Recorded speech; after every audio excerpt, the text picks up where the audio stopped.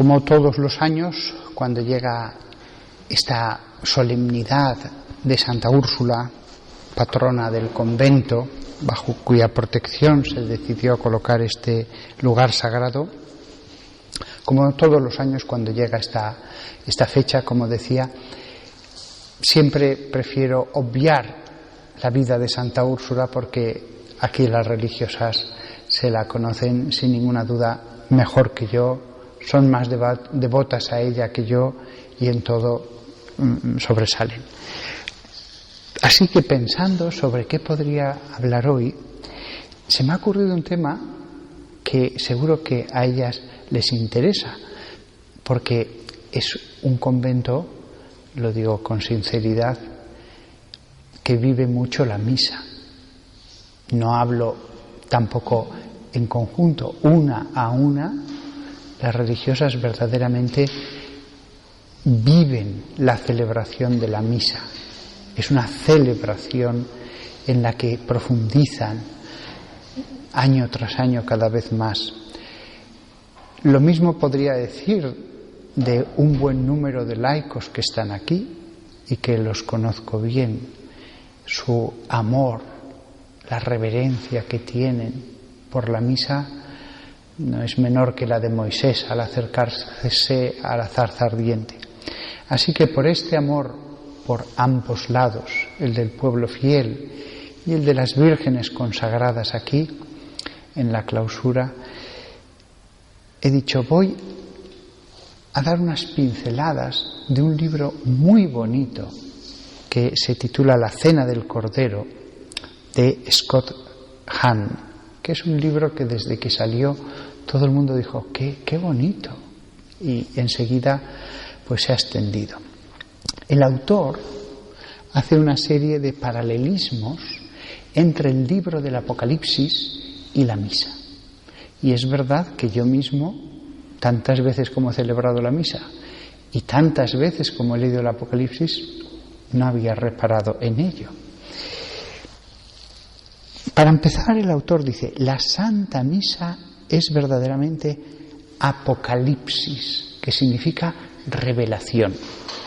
Nos revela el sacrificio de Jesús, que se actualiza para que podamos participar en ese único sacrificio, ofreciendo nuestra vida al Padre por Cristo, con Él y en Él. Analicemos primero esta afirmación. Imaginemos que cada día que hubiéramos nacido en los tiempos de Abraham y que hubiéramos hecho un pequeño altar y en vez de poner ahí un cordero o una tórtola o cualquier otro sacrificio, nos pusiéramos a nosotros mismos. Dijéramos, Señor, no es que te quiera ofrecer algo, el sacrificio soy yo.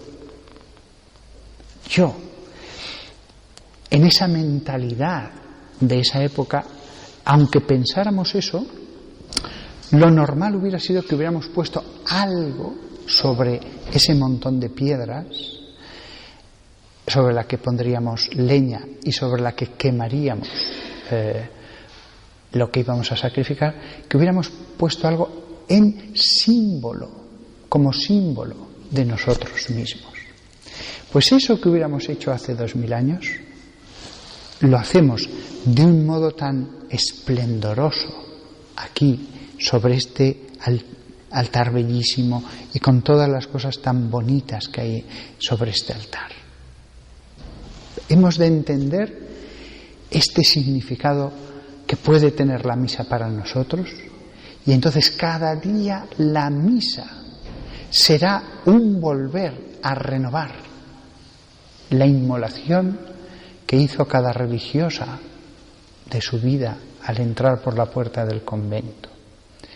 Y todos nosotros lo mismo en la medida en que deseemos inmolar nuestra vida.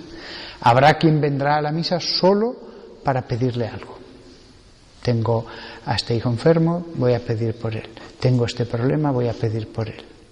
Pero eso que está bien, sin embargo, tiene también esta otra faceta que le podemos dar a la misa. Y entonces ese acto diario será media hora de ceremonias para expresar esa verdad. Me inmolo. En la Santa Misa, Jesús levanta el velo de su esposa, la Iglesia.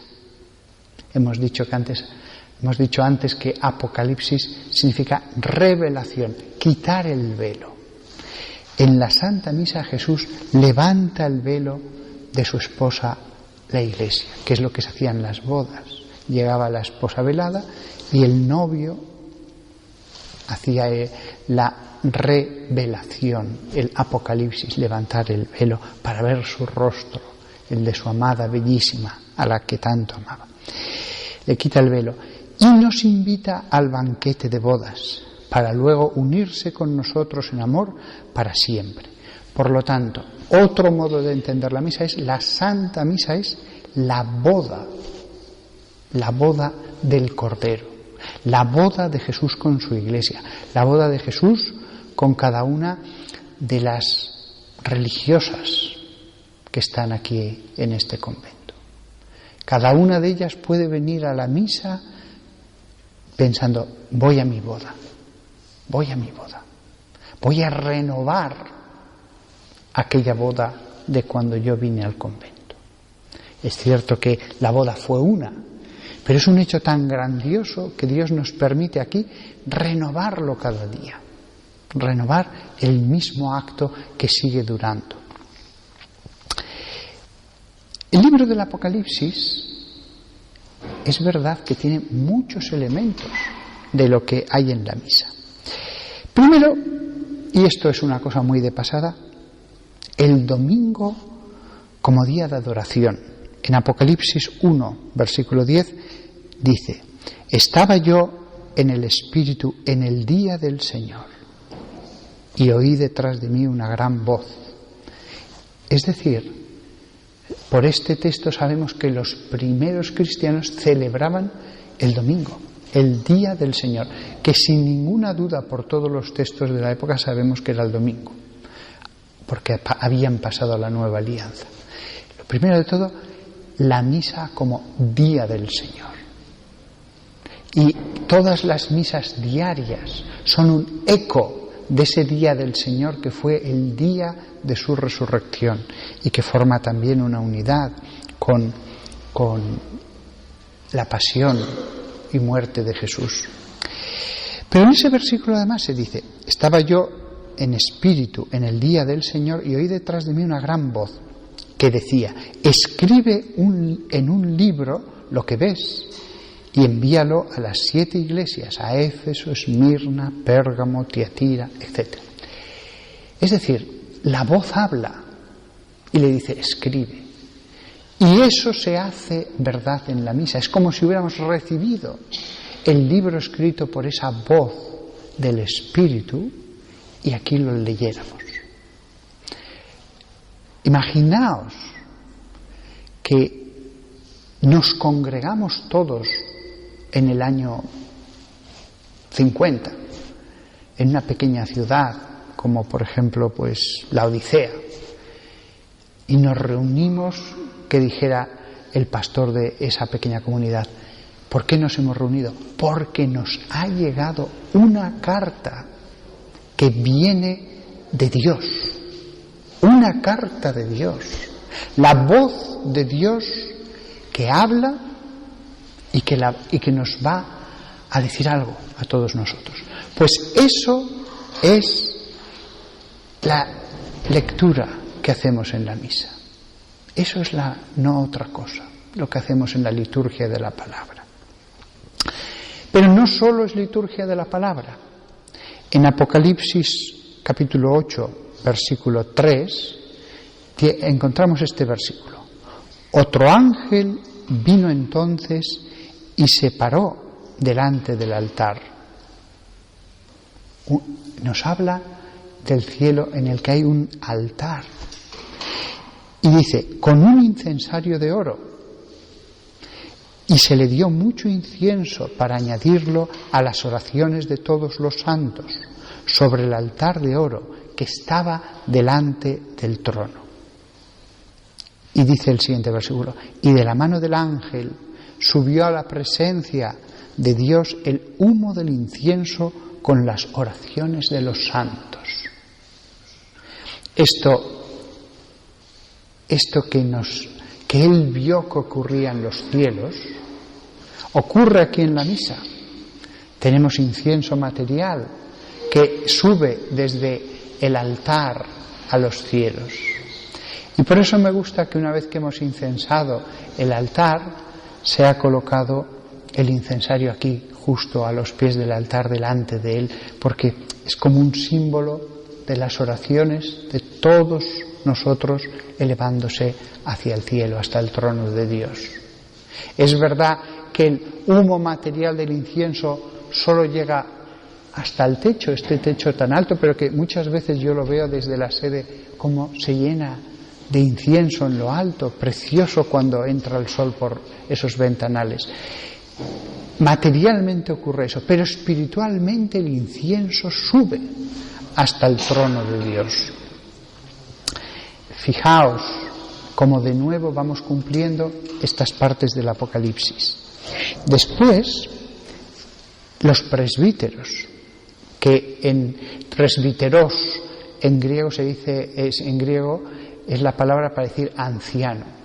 Pues los ancianos, símbolo en este caso de los presbíteros, dice en Apocalipsis capítulo 4, versículo 4: y alrededor del trono había 24 tronos, y vi sentados en los tronos a 24 ancianos, vestidos de ropas blancas. Fijaos, ropas blancas como las que yo llevo sobre todas mis otras vestiduras. Ropas blancas que simbolizan las buenas obras, la pureza, la luz. ¿Sí? Ya vemos el primer elemento, vestiduras. A Dios no le es indiferente que en su liturgia vayamos vestidos de calle o vayamos vestidos de una manera determinada. Y después están alrededor del altar los sacerdotes cuando concelebran. Cuando un protestante una vez lo contó años después, fue a una misa católica, él estaba acostumbrado en su pequeña iglesia protestante a que todos estaban en los bancos y aquí había un señor que leía la Biblia y decía unas palabras. Pero cuando fue a una gran misa en una catedral, una gran misa católica, y vio el altar y todos los sacerdotes sentados alrededor del altar, el incienso, dijo: estoy viendo que estos católicos realizan la liturgia celestial del Apocalipsis. ¿Por qué nosotros no? Y además después se entera de que eso venía desde los comienzos del cristianismo. Los 24 ancianos o presbíteros. Yo esto lo pienso muchas veces en las concelebraciones, cuando todos estamos alrededor del altar, el clero en el presbiterio y el pueblo alrededor, más atrás de ese altar. Pues esto es lo que sucede en la liturgia celestial. Y después menciona los candelabros. A mí, en cuanto llegué a esta iglesia y vi la hermandad, los preciosos candelabros que tenían, dije: por favor, pongámoslos sobre el altar, no los tengamos guardados.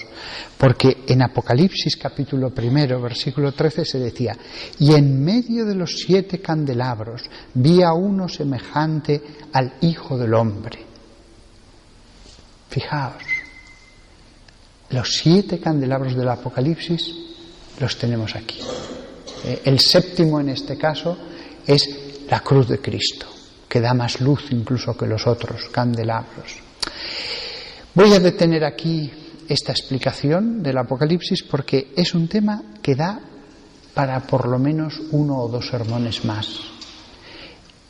Sirva esta primera parte para que ahora, cuando sigamos con esta celebración de la misa, nos demos cuenta de que cuando algún día, si Dios tiene a bien el llevarnos a su presencia, veamos la liturgia celestial, la inmensa impresionante adoración de todos los ángeles, de todos los santos, con todos los obispos, papas, diremos, hemos estado viviendo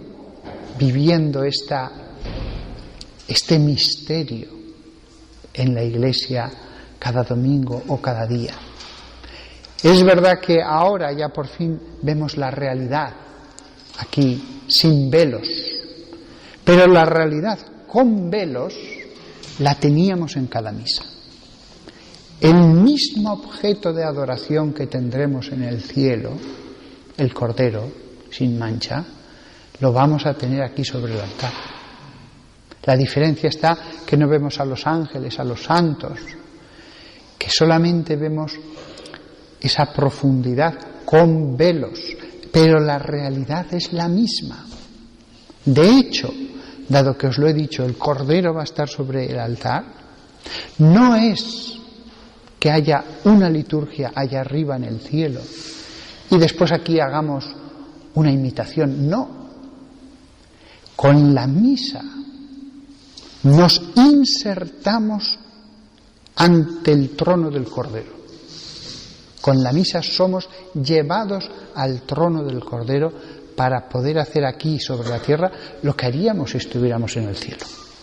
Así que vivamos esta misa con toda la devoción, sabiendo que solo entendemos una pequeñísima parte de lo que vemos, porque a través de lo que vemos vamos a lo invisible, y que cada misa, por lo tanto, sea una fuente de agua viva que nos purifique, nos vivifique, borre toda tristeza, toda preocupación, cualquier miseria, cualquier pecado, todo, si hay buena voluntad, en la misa queda anulado sobreabundantemente. La misa tiene que ser el centro de nuestro día y de allí sacar todo, y todo lo demás es un eco de la misa. Que vivamos este misterio muchísimo más, y yo entiendo perfectamente a esos sacerdotes, me lo han dicho otros sacerdotes, que a veces estando a solas en un retiro espiritual, la misa les ha durado 1 hora, 2 horas, porque nunca acabaremos de meditar o de contemplar sin meditar los divinos misterios que hay en la liturgia de la Eucaristía.